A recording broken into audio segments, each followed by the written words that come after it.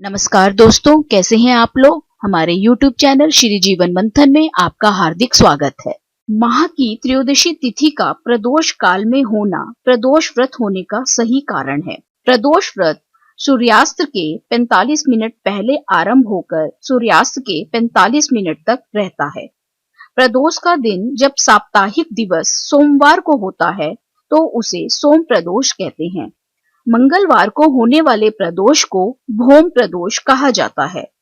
बुधवार को होने वाले प्रदोष व्रत को सौम्य प्रदोष, गुरुवार को पड़ने वाले प्रदोष व्रत को गुरु प्रदोष, शुक्रवार को पड़ने वाले प्रदोष व्रत को भृगु प्रदोष, शनिवार को पड़ने वाले प्रदोष व्रत को शनि प्रदोष और रविवार को पड़ने वाले प्रदोष व्रत को भानु प्रदोष के नाम से जाना जाता है। तो दोस्तों, जैसा कि आप जानते हैं, हम इस वीडियो में बात करेंगे भाद्रपद मास के शुक्ल पक्ष में पड़ने वाले प्रदोष व्रत की। दोस्तों, वीडियो शुरू करने से पहले मेरा आपसे अनुरोध है कि हमारे चैनल को सब्सक्राइब करना ना भूलें और बेल आइकन के बटन को दबाइए ताकि हमारे चैनल से संबंधित सारी अपडेट्स आपको मिलती रहें। और हाँ, अगर हमारा वीडियो आपको पसंद आता है तो लाइक शेयर करिए। आपके सुझाव भी सादर आमंत्रित हैं। दोस्तों, भाद्रपद शुक्ल प्रदोष 8 सितंबर 2022 गुरुवार के दिन पड़ रहा है।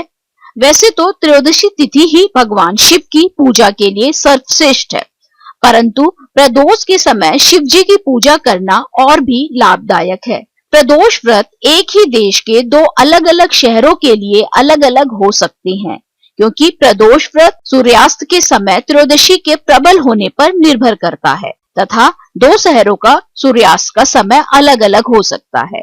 इस प्रकार उन दोनों शहरों के प्रदोष व्रत का समय भी अलग अलग हो सकता है।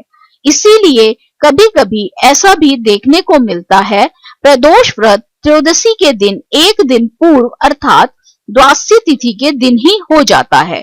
सूर्यास्त होने का समय सभी शहरों के लिए अलग अलग होता है, अतः प्रदोष व्रत करने से पूर्व अपने शहर का सूर्यास्त समय अवश्य जांच लें।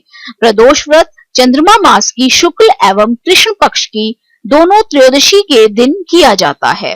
प्रदोष व्रत की पूजा अपने शहर के सूर्यास्त होने के समय के अनुसार प्रदोष काल में करनी चाहिए। भगवान शिव की प्रदोष काल में पूजा किए बिना भोजन ग्रहण ना करें। व्रत के समय में अन्न, नमक, मिर्च आदि का सेवन नहीं करें। पूजा की थाली में अबीर, गुलाल, चंदन, काले तिल, फूल, धतूरा, बेलपत्र, शमी पत्र, जनेऊ, कलावा, दीपक, कपूर, अगरबत्ती एवं फल के साथ पूजा करें। प्रदोष व्रत करने के लिए मनुष्य को त्रयोदशी तिथि के दिन प्रातः सूर्योदय से पूर्व उठना चाहिए। नित्य कर्मों से निवृत्त होकर भगवान श्री भोलेनाथ का स्मरण करें। इस व्रत में आहार नहीं लिया जाता है। पूरे दिन उपवास रखने के बाद सूर्यास्त से 1 घंटा पहले स्नान आदि कर श्वेत वस्त्र धारण किए जाते हैं। पूजन स्थल को गंगा जल या स्वच्छ जल से शुद्ध करने के बाद गाय के गोबर से लीप कर मंडप तैयार किया जाता है। अब इस मंडप में 5 रंगों का उपयोग करते हुए रंगोली बनाई जाती है। प्रदोष व्रत की आराधना करने के लिए कुशा के आसन का प्रयोग किया जाता है। इस प्रकार पूजन की तैयारियां करके उत्तर पूर्व दिशा की ओर मुख करके बैठें और भगवान शंकर का पूजन करना चाहिए। पूजन में भगवान शिव के मंत्र ओम नमः शिवाय का जाप करते हुए शिव को जल चढ़ाना चाहिए। प्रदोष व्रत को रखने से 2 गायों को दान देने के समान पुण्य फल प्राप्त होता है। प्रदोष व्रत को लेकर एक पौराणिक तथ्य सामने आता है कि एक दिन जब चारों ओर अधर्म की स्थिति होगी, अन्याय और अनाचार का एकाधिकार होगा, मनुष्य में स्वार्थ भाव अधिक होगा, व्यक्ति सत्कर्म करने के स्थान पर नीच कार्यों को करेगा, उस समय जो व्यक्ति त्रयोदशी का व्रत रख शिव आराधना करेगा, उस पर शिव की कृपा होगी। इस व्रत को रखने वाला व्यक्ति जन्म जन्मांतर के फेरों से निकलकर मोक्ष मार्ग पर आगे बढ़ता है, उसे उत्तम लोक की प्राप्ति होती है। गुरुवार के दिन प्रदोष व्रत पड़े तो इस दिन के व्रत के फल से शत्रुओं का विनाश होता है। शुक्रवार के दिन होने वाला प्रदोष व्रत सौभाग्य और दाम्पत्य जीवन की सुख शांति के लिए किया जाता है। संतान प्राप्ति की कामना हो तो शनिवार के दिन पड़ने वाला प्रदोष व्रत करना चाहिए। अपने उद्देश्यों को ध्यान में रखते हुए जब प्रदोष व्रत किए जाते हैं तो व्रत से मिलने वाले फलों में वृद्धि होती है। अब दोस्तों जानते हैं क्या है गुरु प्रदोष व्रत की अनूठी कथा। गुरु प्रदोष की यह कथा आपको अवश्य पढ़नी चाहिए। हिंदू धर्म शास्त्रों के अनुसार माह की त्रयोदशी तिथि के सायंकाल को प्रदोष कहा जाता है।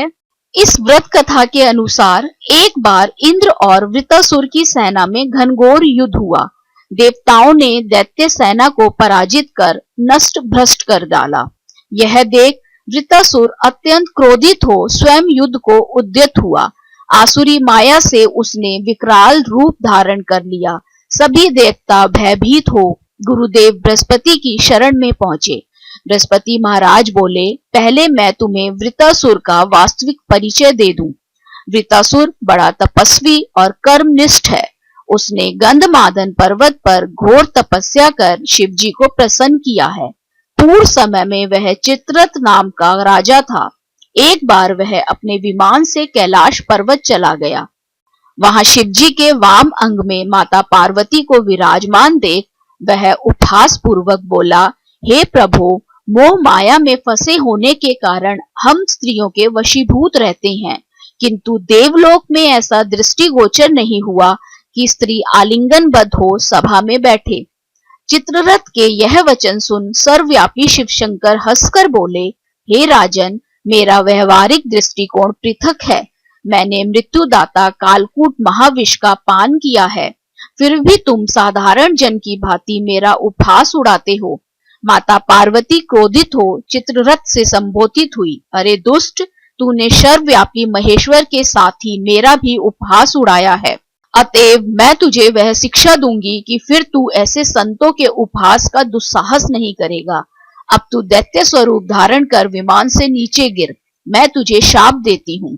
जगदम्बा भवानी के अभिशाप से चित्ररथ राक्षस योनि को प्राप्त हुआ और त्वष्टा नामक ऋषि के श्रेष्ठ तप से उत्पन्न हो वृत्रासुर बना। गुरुदेव बृहस्पति आगे बोले, वृत्रासुर बाल्यकाल से ही शिव भक्त रहा है। अतः हे इंद्र, तुम बृहस्पति प्रदोष व्रत कर शंकर भगवान को प्रसन्न करो। देवराज ने गुरुदेव की आज्ञा का पालन कर बृहस्पति प्रदोष व्रत किया। गुरु प्रदोष व्रत के प्रताप से इंद्र ने शीघ्र ही वृत्रासुर पर विजय प्राप्त कर ली और देवलोक में शांति छा गई। अतः प्रदोष व्रत हर शिव भक्त को अवश्य करना चाहिए। आशा करते हैं दोस्तों आपको गुरु प्रदोष व्रत की ये कथा पसंद आई होगी। राधे राधे। आप सभी पर ईश्वर की कृपा सदा बनी रहे।